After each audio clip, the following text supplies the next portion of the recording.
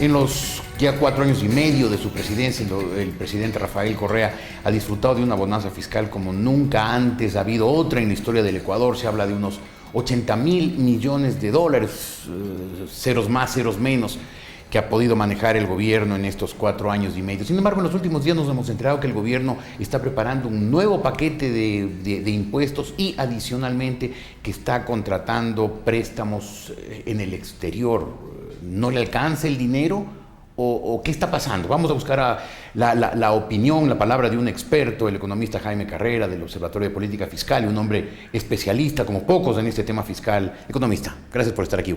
Gracias a la invitación. ¿Qué pasa, economista? ¿Por qué? La esencia es el modelo escogido por el país. El Ecuador ha escogido un modelo estatista, aislado del mundo, hacia adentro, que cree que todas las necesidades nacionales se deben cubrir a través de la acción del Estado y no a través de la productividad de la sociedad y de la producción. Y como hay una gran distancia entre las ilimitadas necesidades y lo que produce el país, cada vez más esa brecha se trata de cubrir a través de la acción del Estado. Entonces, el Estado ha llegado en estos años a configurar un sector público en el que se gasta casi la mitad de lo que produce el país. Y para sostener ese gasto público, no hay otra forma sino que cargarle de tributos a la población o endeudarse. Y eso están ocurriendo las dos cosas. Y están ocurriendo las dos cosas en el país. Pero ¿eso es porque las necesidades del país lo exigen o porque, como dicen algunos, el gobierno gasta demasiado y más de lo que tiene? El gobierno gasta demasiado y lo gasta mal además. Ahora, concretamente, en la situación actual, hoy, el gobierno necesitaba crear más impuestos, necesitaba endeudarse más. Si es que necesitaba además, ¿por qué? No necesitaba, y le voy a dar números. Porque primero el gobierno, que gasta ya demasiado, no puede seguir gastando por responsabilidad social, tiene que reducir el nivel de gasto. Países como Colombia, Perú y Chile, por ejemplo, gastan la mitad de lo que gasta el Ecuador en el sector público, y son países que están progresando, ¿no? La mitad porcentualmente. Porcentualmente, es decir, el Ecuador gasta de cada dólar que produce 50 centavos, ellos gastan 25 centavos de cada dólar que produce, ¿no? Pero bajo el supuesto de que este nivel de gasto sea el adecuado y que deba mantenerse en ese nivel de gasto. En este año, el Ecuador por petróleo, por los mayores precios, va a recibir alrededor de 1.200 millones de dólares más. Si usted le da el presupuesto del Estado a una ama de casa y le dice, este es el presupuesto inicial del Ecuador, teníamos estos ingresos y estos gastos y nuestro déficit era de 4.000 millones de dólares.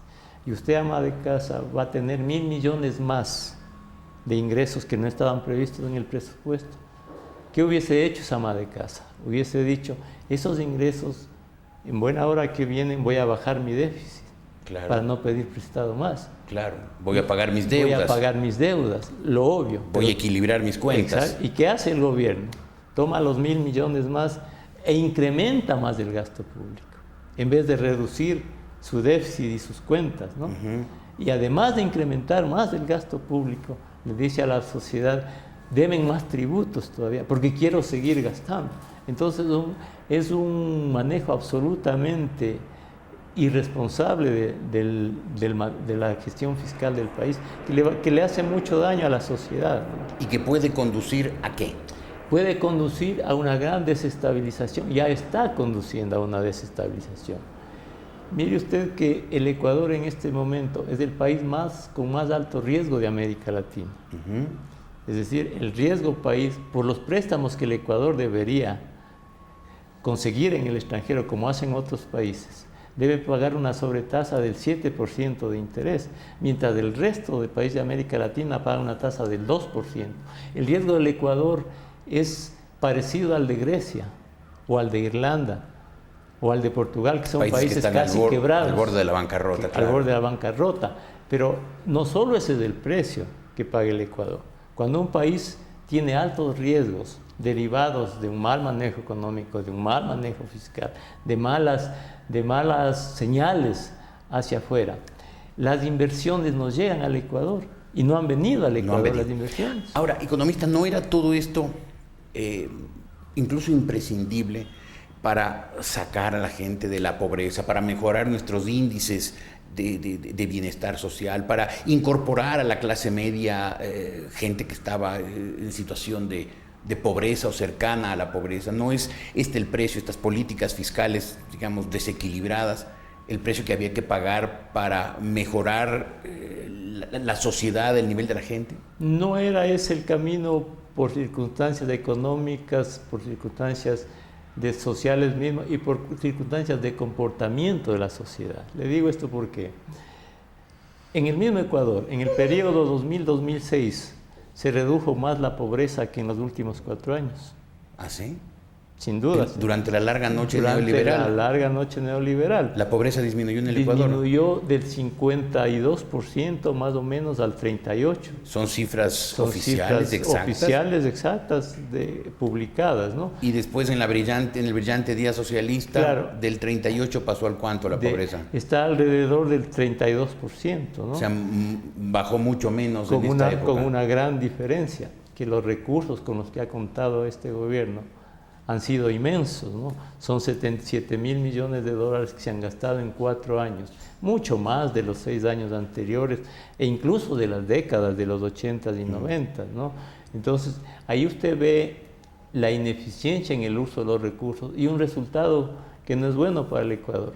Los estados que quieren hacerlo todos no generan riqueza, no generan oportunidades. Entonces, usted en definitiva dice que lo que está haciendo el gobierno en estos días, aumentar el endeudamiento y aumentar los impuestos, es un efecto no solamente del exceso de gasto del gobierno, sino del exceso de mal gasto del gobierno. Del mal gasto del gobierno y de una concepción equivocada del desarrollo, no contemporánea del desarrollo. América Latina durante las últimas décadas, la generalidad de países, pasó por alto endeudamiento, varias crisis de deuda, por problemas inflacionarios severos, por gastos públicos desbordados. Y a medida que las sociedades fueron sufriendo, fueron aprendiendo. En algún momento Brasil gastó como gasta el Ecuador ahora. Porcentualmente hablando. Porcentualmente hablando. Y Brasil tuvo, por ejemplo, episodios de inflación, de hiperinflación permanentes. Tuvo que en su momento congelar el gasto público, votar servidores públicos, ajustar sus economías. Muchos países han hecho eso. Permítame ponerle otro ejemplo reciente. En Uruguay. En Uruguay es presidente un señor que fue guerrillero. Pepe Mujica. Que este señor no tiene título universitario. Estuvo 14 años preso. ¿Cómo le tiene ahora a Uruguay? Uruguay es uno de los países con mejor bienestar en América Latina. Hay el 10% de pobres. Produce 3 veces lo que produce el Ecuador. ¿Qué hace? Hace 15 días Uruguay, a pesar de tener mejores condiciones que el Ecuador, aprobaron una ley de asociación público-privada. ¿Para qué? Para que el sector público con el sector privado ejecute las obras de infraestructura pública, vías, hospitales, escuelas, centrales hidroeléctricas, ¿no? ¿Por qué? Bajo el entendido de ¿qué? De que el sector público jamás va a tener la capacidad de los recursos para emprender las grandes obras que quieren las sociedades como las nuestras carenciadas, ¿no? El presidente Mujica ha demostrado que no está obsesionado por la ideología, sino al contrario, es un hombre pragmático y gracias al pragmático, a sus políticas liberales, del Uruguay está como está. Economista, muchas gracias. No tengo más tiempo, pero quisiera comprometerlo para que otra vez hablemos de cómo se podría corregir una economía que anda mal como la ecuatoriana. Con mayor agrado. Quedamos comprometidos entonces. Quedamos comprometidos. Economista, muchas gracias. Gracias por su invitación. Jaime Carrera, un especialista en temas de la economía fiscal.